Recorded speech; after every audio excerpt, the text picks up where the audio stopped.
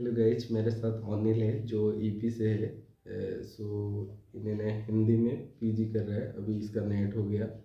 तो अनिल हमको बताना सीयूईटी कैसे प्रिपरेशन करना है और आपका कितना मार्क था, कौन सा कैटेगरी था एंड आप कहाँ से हो, थोड़ा आपका बैकग्राउंड हमको बताना। जी, सभी को नमस्ते। मेरा नाम अनिल है। मैं यूपी के सिद्धार्थनगर जनपद से हूँ और मेरा सीयूटी में कट ऑफ था 209 नंबर। और मैंने जेएनयू और फिर उसके बाद में बीएचयू और यहाँ का फॉर्म डाला था। हाँ, लेकिन मुझे सबसे अच्छी यूनिवर्सिटी एससीयू लगी, इसीलिए मैं यहाँ पे आया और मेरा जेएनयू में 73वां रैंक था। ओके अनिल भाई, जो सीयूईटी दैट टाइम तुमने कैसे प्रिपरेशन किया था? जो जो सीयूईटी में 210 आपका मार्क था, अब क्या पढ़ाई किया था?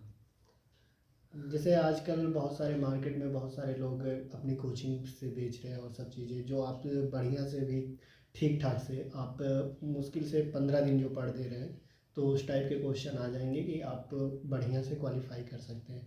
जो आप हिंदी बैकग्राउंड से हैं तो आप हिंदी साहित्य का सरल इतिहास विश्वनाथ त्रिपाठी का तो पढ़े ही होंगे।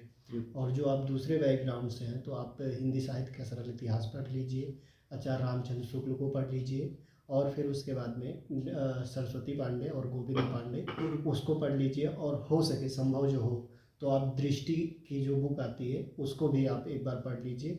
इससे जो है मुश्किल से मुझे नहीं लगता कि 15 से 20 दिनों में आप मोटा मोटी सब चीज़ें पढ़ जाएंगे, उसमें से जो मेन चीज़ है। और जो आप उसको पढ़ जाएंगे तो पूरे इंडिया का कोई भी एंट्रेंस एग्जाम हो तो आप आराम से निकाल सकते हैं। ओके, हमारा एससीयू में सीयूईटी में कट ऑफ कितना जाता है? जो Hindi Hindi general category and category का हाईएस्ट कितना जाता है, लोएस्ट कितना जाता है, बता दीजिए। दरअसल ये बात मायने रखता है कि किस हिसाब से पेपर किस साल हुआ है। हाँ, जो हम लोग दिए थे तो उस समय हम लोग का पहली बार सीयूटी था, तो यहाँ पे जो सबसे हाईएस्ट कट ऑफ था वो 210 के करीब था। ओके। यानी आपका मतलब टॉपर है, आप कहेगा तो आप टॉपर है। नहीं, 310 था ओके और मेरा 210 ओके 100 ओके। नंबर का। हाँ, तो आप यूनिवर्सिटी ऑफ हैदराबाद में ज्वाइन किया, एटलीस्ट 1.5 ईयर्स यहाँ पर रुक चुका है, 1 ईयर्स हो गया। नहीं, सेकेंड ईयर है मेरा, 2 साल कंप्लीट होने को है। हाँ हाँ थर्ड सेमेस्टर। हाँ हाँ, मतलब एडमिशन फी कितना लिया जाता है? जो फर्स्ट जो लोग एडमिशन कर रहे हैं तो कितना एडमिशन फी देना पड़ता है एंड हॉस्टल कैसा फैसिलिटी है?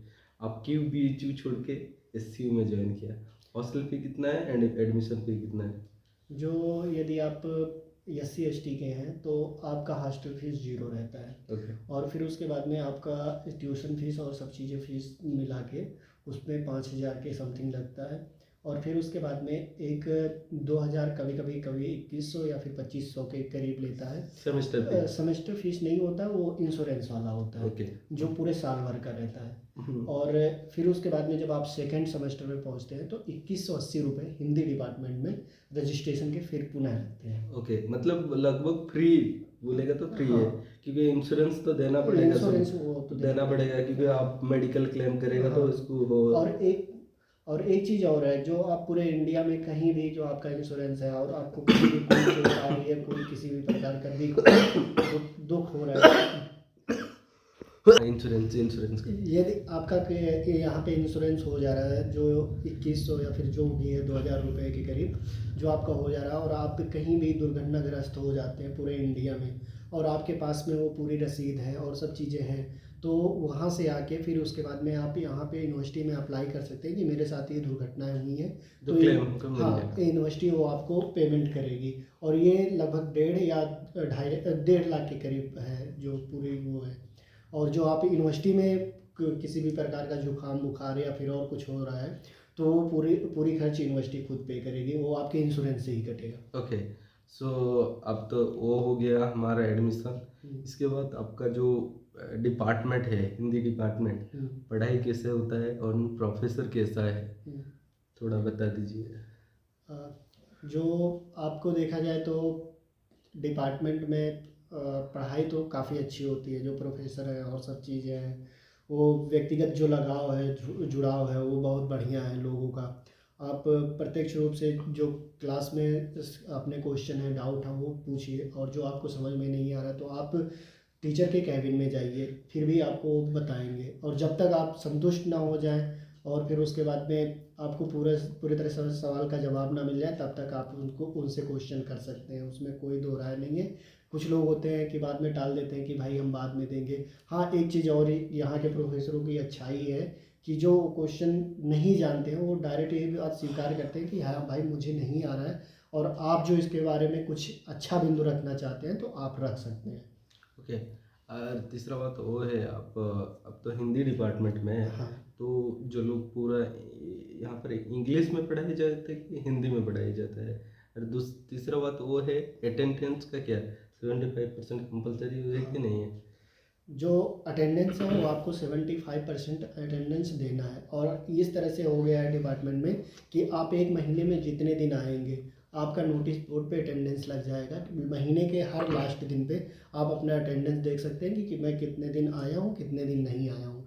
और जो पढ़ाई का है, जैसे कि आप देखेंगे यहाँ पे बहुत सारे सेमिनार होते रहते हैं। जो सेमिनार होते हैं तो उसमें विदेश के भी लोग आते हैं। आप ये मान के चलिए कि आप हिंदी के तो विद्यार्थी हैं, लेकिन साथ में आपको इंग्लिश भी काफ़ी ज़रूरी है।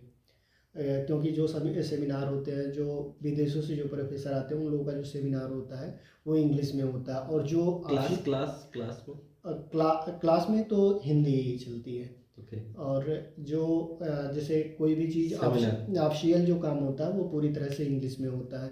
और आप कुछ भी नहीं जानते हैं इंग्लिश, फिर भी आप आइए तो यहाँ पे धीरे धीरे वो उतना हो जाता है सब। आप जैसे एप्लीकेशन कोई देना हुआ तो आप हिंदी में दे सकते हैं, सब चीज़ें कर सकते हैं, उसके लिए कोई वो नहीं है कि आप, ज़रूरी नहीं है कि आप इंग्लिश में दें। लेकिन आज के समय के अनुसार जो व्यवहार में जो भाषा का प्रयोग किया जा रहा है उसको मद्देनज़र रखते हुए डिपार्टमेंट इतना हो रहा है कि हाँ, हर एक लड़का कम से कम इंग्लिश के तरफ अपने सब चीज़ों को जान सके और सब चीज़ों को कर सके।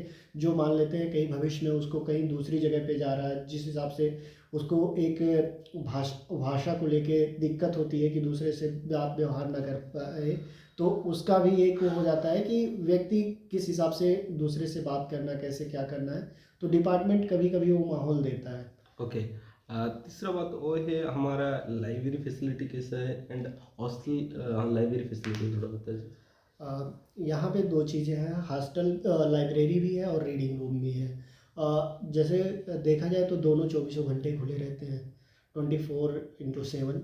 और फिर उसके बाद में जो जैसे कि कुछ वीकली छुट्टियाँ होती हैं या फिर हॉलीडे जो होते हैं, जो कोई त्यौहार हो गया तो उसमें तो लाइब्रेरी बंद हो जाते हैं, क्योंकि वर्कर जो है भाई उनको भी तो छुट्टी चाहिए।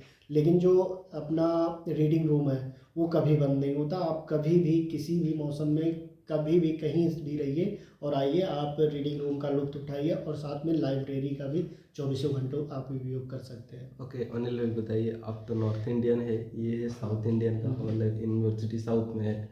So what is the food difference क्या रहता है, फूड क्वालिटी कैसा रहता है, एंड मनी कितना रहता है मंथली? अब आपको जिस हिसाब से पैसे पे करने होते हैं खाने पे, उस हिसाब से जो फूड की क्वालिटी देखी जाए तो काफ़ी अच्छे हैं। क्योंकि मान के चलिए कि आपको एक दिन में 82 से 90 रुपए के बीच में आपको लंच, डिनर और ब्रेकफास्ट दे रहा है। तो मान के चलिए कि आपको 30 रुपए के करीब वो पड़ रहा है। 30 रुपए में कहीं भी आप चल जाइए तो उतना बढ़िया खाना नहीं मिल पाएगा। जिस हिसाब से पैसे यूनिवर्सिटी ले रही है उस हिसाब से खाना अच्छा प्रोवाइड कर रही है। और इसमें एक चीज़ की और सबसे बड़ी अच्छी बात है कि जो व्यक्ति जो मेस सेक्रेटरी बनता है वो आप ही के लोगों के बीच में होता है। हॉस्टल में आप रह रहे हैं, आप भी मेस सेक्रेटरी के लिए अप्लाई कर सकते हैं। जो उसमें दो मेस सेक्रेटरी होते हैं, एक फर्स्ट होता है, एक सेकंड होता है। जो फर्स्ट होता है उसके 6 महीने के मेस बिल माफ़ होते हैं, और जो सेकंड होता है उसके 3 महीने के मेस बिल माफ़ होते हैं। और ये निर्धारित करता है, मेस सेक्रेटरी ये निर्धारित करता है कि किस प्रकार का खाना बनेगा, किस प्रकार से मेस के जो भी चीज़ें साप्ताहिक होती हैं, जैसे चिकन हो गया या फिर और सब चीज़ें हो गई, ब्रेकफास्ट में क्या बनना है, वो सब चीज़ें मेस सेक्रेटरी ही निर्धारित करता है। तो आप जो देखेंगे तो वो पूरी तरह से छात्रों के ही द्वारा चलाया जा रहा है सब चीज़ें। ओके। आप लाइक अभी तो सब कुछ अब बता दिया, लाइक यूनिवर्सिटी इन्वायरमेंट कैसा रहता है, लाइक अब तो इतना बड़ा university, like in purpose of security अब देखिएगा तो लाइक नॉर्थ में थोड़ा जैसे हंगामा माहौल रहता है, साउथ में हमारा यूनिवर्सिटी हैदराबाद में है, तो आप बताइए माहौल कैसा रहता है? मुझे 2 साल रहते हुए होने को हैं, लेकिन आज तक मैंने कोई इस प्रकार से जैसे नॉर्थ में दंगे होते हैं या फिर और सब चीज़ें होती हैं, मैंने एक भी चीज़ें नहीं देखी। अभी आप जो हाल ही में देखेंगे तो देश में बहुत सारी चीज़ें चल रही थी, लेकिन यहाँ पे राइट विंग के लोग भी थे और लेफ्ट विंग के भी लोग थे, और दोनों लोग अपनी बातें रखे और पूरी तरह से रखे जिस तरह से होता है सब जगह पे। जैसे कहते हैं ना कि दल बल के साथ पूरी तरह से वो करना, वो लोग भी किए, लेकिन यूनिवर्सिटी प्रशासन इतना बढ़िया माहौल दी कि दोनों लोग अपने आप से अपने जो उनके स्वेच्छा थी उस हिसाब से पूरी अपनी बात रखे, और पूरी तरह से कैंपस व्यक्ति के जो एक होता है आंतरिक जो चीज़ें होती है उसको उभारना, वो पूरी तरह से उभार के सामने लेके आती है। अरे अनिल भाई, आप बताइए, आपका तो नेट हो गया। हाँ। आप लास्ट में बताइए क्या क्या पढ़ाई किया था 2 साल में, मतलब जो क्वेश्चन आया था आपका लाइक स्टडी में आया था, मतलब जो यूनिवर्सिटी में पढ़ाया गया वो क्वेश्चन आया था कि आप थोड़ा ज़्यादा मेहनत किया? नहीं, क्या क्या पढ़ाई करना पड़ेगा? सपोज जो जो लोग ज्वाइन करेगा तो क्या क्या पढ़ाई करना पड़ेगा?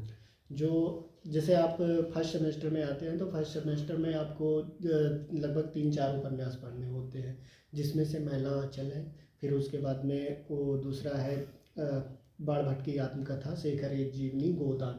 ये जो 4 उपन्यास पढ़ते हैं, और ये चारों नेट के सिलेबस में बहुत महत्वपूर्ण उपन्यास हैं। और भाषा को लेके जो देखा जाए तो उसमें भी जितने भी हैं, जैसे भाषा की उत्पत्ति हुई, फिर उसके बाद में व्याकरणिक जो चीज़ें हैं वो सब पूरी चीज़ें पढ़ाई जाती हैं। उससे आपको एक तो क्लास वर्क भी समझ में आएगा, और फिर उसके बाद में आपका कहीं ना कहीं नेट का सिलेबस भी कंप्लीट होता है।